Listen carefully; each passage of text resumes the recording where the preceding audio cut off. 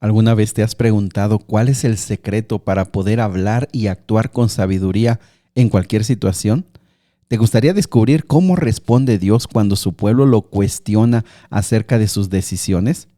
Pero sobre todo, ¿te gustaría conocer un poquito más acerca de algunas personas que en el Antiguo Testamento se convertían en esclavos de por vida? ¿Cuáles eran las motivaciones detrás de esa decisión? Bueno, quédate con nosotros y estudiemos juntos Isaías capítulo 50. Nuevamente bienvenidos amigos y amigas a este programa de Momentos de Esperanza. Estamos aquí para ayudarte, para motivarte a desarrollar el hábito de leer la Biblia. Es un hábito, amigos, es una costumbre, es algo que hacemos repetidamente, claro, por amor a Dios, pero que se tiene que desarrollar. Aquí estamos para animarte, para motivarte, decirte también que actualmente hay muchas ayudas a través de diferentes medios de Facebook, de YouTube, de WhatsApp, muchas formas que complementan, pero lo más importante, lo que tú debes hacer es ir directamente de la Biblia y que Dios a través del Espíritu Santo te hable a ti y pueda guiar tu vida. Así que aquí estamos para eso, para motivarte. Bueno, pues vamos a comenzar. Te invito para que abras tu Biblia, Isaías capítulo 50.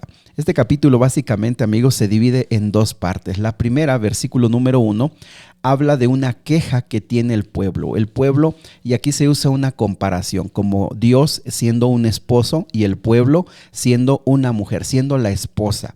Y ellos se están quejando, versículo número 1, diciendo, bueno, Dios nos dio una carta de repudio. ¿Qué era la carta de repudio? Bueno, en Deuteronomios se habla de que cuando un hombre quería divorciarse de su esposa, le daba una carta con la cual ella quedaba libre y entonces ella se podía volver a casar. ¿Por qué? Porque en ese tiempo se acostumbraba como a abandonar a las mujeres de una forma muy ligera. Entonces Dios pone esta ley en Deuteronomios como para que de veras lo pensara el esposo y de veras diera una razón por la cual iba a abandonar a su esposa, iba a dejarla, tenía que dar una evidencia, dar una razón real, fuerte para poder tomar esta decisión.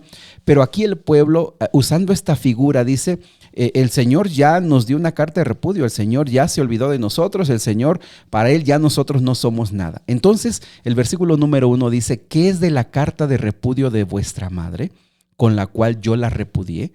¿O quiénes son mis acreedores a quienes yo os he vendido? Ellos están diciendo, repudiaste a tu esposa y a nosotros como pueblo nos vendiste con tus acreedores. A quienes tú les debías, ahí nos vendiste. Y miren amigos, en la vida no sucede esto, nos podemos identificar con esto. ¿Por qué? Porque muchas veces cuando nos suceden cosas, muchas veces buscamos culpables, buscamos echar la culpa a otras personas. Pero miren cómo Dios responde cuando se le cuestiona. Dice él, he aquí que por vuestras maldades sois vendidos y por vuestras rebeliones fue repudiada vuestra madre. No hay mejor forma de amar a alguien que siendo francos, que siendo sinceros, que ayudarle a entender el problema de raíz. Miren, hemos hablado mucho del amor de Dios, de la paciencia de Dios, de la misericordia, pero la franqueza y la claridad también nos ayuda, porque si alguien no nos habla con franqueza, alguien no nos habla con claridad, puede ser que se nos haga difícil entender cuál es realmente nuestra condición. Es decir, a veces nosotros podemos buscar culpables en otros y decir, bueno, mi situación es económica, está así, porque bueno, mi jefe es así, porque mi esposa es de esta manera, porque gasta mucho, porque ella no sabe administrar, o al contrario, ¿verdad? Es que mi esposo no es bueno para los negocios. Es decir, muchas veces nosotros buscamos en otras personas culpables, pero cuando a alguien le damos la oportunidad de hablarnos con claridad, como Jehová lo está haciendo, como Dios lo está haciendo con el pueblo, nos ayuda a entender también cuál es nuestra responsabilidad en X situación, ¿verdad? Así que Dios habla con franqueza. Por supuesto, la franqueza y la claridad no se hace con rudeza, sino se presenta con amor, pero Dios lo hace para que los pueda ayudar a que salgan de esa situación. Ahora, el versículo número 2 en la segunda parte, miren cómo habla con amor. Dios dice, ¿acaso se ha cortado mi mano para no redimir? ¿No hay poder en mí para librar? Y básicamente les está diciendo, yo les he dicho que después del tiempo que estén allá exiliados, cautivos en Babilonia, ustedes van a regresar. Yo tengo el poder. Y ahí el versículo 2, el versículo 3, habla cómo el poder de Dios se manifiesta en secar al mar, dice, en convertir los ríos en desiertos. Bueno, Él tiene poder suficiente para hacerlo, pero lo hará a su debido tiempo. Y apreciados amigos, eso es muy importante que nosotros aprendamos hoy. Dios nos perdona en el momento que tú vas, en el momento que yo voy y le pido perdón por mis acciones, por todo el mal que yo he hecho, el Señor me perdona. Sin embargo, para que Él pueda componer nuestra vida después de cosechar la consecuencia de nuestras decisiones, pues eso lleva tiempo. A su momento Dios va armando nuevamente, ¿verdad? Componiendo, reorganizando todo aquello que nos llevó tiempo echarlo a perder, pero Dios lo va a hacer, pero a su momento, porque Él tiene el poder para hacerlo, pero nos ayuda a entender cuál es nuestra responsabilidad y dejar de poner culpables en otro lado. Ahora, el versículo número 4 cambia de tema. Ahora va a hablar acerca del siervo. ¿Se acuerdan que ayer y antier hemos hablado cómo se está expresando de un siervo? Y hemos dicho y se ha entendido que ese siervo se refiere al Mesías, al que vendría a liberar, y que ese Mesías, su mejor cumplimiento se reveló en la vida de Cristo Jesús. Y vamos a ver cómo aquí se está hablando de Jesús. Vean el versículo número 4. Jehová el Señor me dio lengua de sabios para saber hablar palabras al cansado. Mira, la sabiduría viene de una relación constante con Dios. El actuar con sabiduría, el hablar con sabiduría no se puede desarrollar por nuestra propia capacidad o habilidad. Tiene que ver una conexión con Dios, un estudio de la Biblia. Y ahora, ¿para qué se usa esta sabiduría? Mira, para hablar palabras al cansado. Otra versión dice, para consolar a los fatigados. Miren cómo Jesús cumplió en su ministerio esto. Y amigos queridos, solo Dios puede consolar al que está cansado. Quizá esta mañana alguien nos escucha que está pasando una situación de enfermedad con él o con su familia, una situación difícil económica, una situación familiar difícil que no sabe qué hacer, que lo abruman lo que la gente habla, que le está abrumando lo que la gente está diciendo, no sabe qué hacer. Solo Dios tiene las palabras.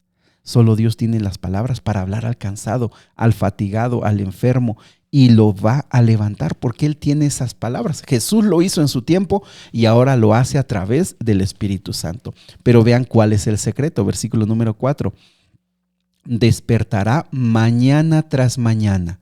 Despertará mi oído para que oiga como los sabios. ¿Cómo se desarrolla la sabiduría? Despertando cada mañana, mis amigos, para abrir los oídos, para escuchar la palabra de Dios. Por eso les digo que usted y yo podemos escuchar a cientos de predicadores, podemos escuchar a cientos de personas, buenos consejos, buenos videos, pero hasta que tú y yo abrimos la Biblia o escuchamos la Biblia de manera directa y le pedimos al Espíritu Santo que nos ayude a comprender, es cuando sucede cómo Dios va transformando nuestra vida lentamente, poco a poco, y sabiduría de Dios entra en nuestra vida, entra en nosotros, ¿verdad? El versículo 5 está también muy interesante. Dice, Jehová el Señor me abrió el oído y yo no fui rebelde ni me volví atrás. Mira, aquí está haciendo alusión a una práctica que se describe en el libro de Éxodo. Cuando un esclavo, después de 6 años de estar pagando alguna deuda o porque fue vendido como esclavo, el séptimo año podía quedar libre. Pero había esclavos que al séptimo año, por el amor que tenían a sus dueños, por todo lo bien que los trataban, ellos voluntariamente decidían ser esclavos. Para ellos, para siempre, para toda su vida. Y entonces se hacía una pequeña ceremonia donde venían algunos testigos y en la puerta de la casa del dueño, el esclavo ponía su oreja en el poste ahí de la entrada y entonces con un punzón hacían un hoyo en su oreja y era símbolo de que sería un esclavo por amor, por decisión, para toda la vida, por el amor, el cariño, por la seguridad que tenía con esta persona que ahora le serviría toda la vida. Vean cómo Jesús, cómo el Mesías se describe como una persona así. Él dice, yo entregué mi vida en obediencia profunda a Dios. Vean cómo Jesús nos demuestra, mis amigos, una obediencia total, una entrega total. Él diariamente, dice aquí, cada mañana escuchaba al Padre para saber qué tenía que hacer él. ¿Tú te has preguntado cómo muchas veces nosotros dividimos nuestra vida? Cuando llega el día de ir a la iglesia, nos ponemos la ropa de la iglesia, nos ponemos la cara de ir a la iglesia, y entonces parece que esa es como una parte diferente a nuestra vida, cuando lo que aquí dice es que Dios cada mañana nos dice qué hacer en todo lo que nosotros hacemos, en el trabajo, con las personas, en el emprendimiento, en el negocio, en la escuela, con los amigos, con la familia. Aquí lo que dice es que es la obediencia y sumisión total en todos los aspectos de nuestra vida. Y vean cómo el versículo 6, por ejemplo, abre otras palabras de profecía. Dice, di mi cuerpo a los heridores y mis mejillas a los que me mesaban la barba. No escondí mi rostro de injurias y de esputos. Básicamente tiene que ver con el sufrimiento del Mesías y que se cumplió en Jesús. Él ofreció su cuerpo. Dice otra versión es que su espalda fue golpeada, que sus mejillas fueron lastimadas, que se le arrancaron los cabellos de la barba y que fue objeto de burlas y de escupitajos, dice otra versión. Eso se cumplió en Jesús, claro, podemos leer los evangelios y cómo desde aquí estamos viendo qué le sucedería al Mesías, en este caso a Cristo Jesús, y cómo Él lo hizo con obediencia. Mis amigos, vemos aquí a Jesús, a un siervo que se somete totalmente a la voluntad de Dios en todos los aspectos. Mis amigos queridos, versículo número 7 para terminar, porque Jehová el Señor me ayudará, por tanto no me avergoncé, por eso puse mi rostro como un pedernal. Miren esa palabra muy interesante, porque halló su cumplimiento en Lucas. La palabra de puse mi rostro como pedernal es como una determinación, es una figura para ayudarnos a decir, puse mi rostro firme. En Lucas dice que Jesús, cuando iba a subir a Jerusalén sabiendo que era el último momento, la última ocasión que subiría, porque ahí iba a subir para ser crucificado, dice, enfiló su rostro hacia Jerusalén. Es decir, Él tomó toda su vida en obediencia, pero también en determinación. Y apreciados amigos, eso nos hace falta mucho en la vida. Nos hace falta mucho a muchos de nosotros. Vivir la vida con determinación, con seguridad, en principios, basado en valores. No sé si te pasa que ya el mundo está lleno de personas que se acomodan a como la vida les caiga, que se acomodan a lo que más les conviene, que se van por el bando que les gusta mejor porque eso les conviene. No, Jesús fue determinado en lo que tenía que hacer. Y me parece que en este tiempo hace falta ese tipo de actitudes, es ser determinados en lo que tenemos que hacer, ser determinados en la voluntad de Dios, ser determinados en los valores, en los principios que Dios espera de nosotros, pero sobre todo, amigos, desarrollar una obediencia total en todos los aspectos de nuestra vida a Cristo Jesús. Que Dios nos dé sabiduría, que Dios cada mañana, como lo hizo Jesús, cada mañana nosotros vayamos a la fuente de sabiduría para que tomemos decisiones sabias y vivamos como personas sabias. Que Dios nos bendiga. Vamos a orar. Querido Dios y Padre, tú nos dices que no nos has abandonado, que tú eres nuestro Padre, que tienes el poder para restaurar nuestra vida. Pero también vemos, Señor, en ti un ejemplo total de obediencia y de sumisión. Y Señor, nosotros queremos desarrollar esa vida así. Ayúdanos a descubrir, ayúdanos a pensar, ayúdanos a demostrar una vida como tú esperas que la vivamos. Bendícenos en este día. Si alguien está sufriendo, alguien está pasando una situación muy difícil, que tu bendición esté con él. Te lo pedimos, Señor, en el nombre de Jesús. Amén. Muy bien, amigos, que Dios me los bendiga y si todo sale bien, nos vemos mañana.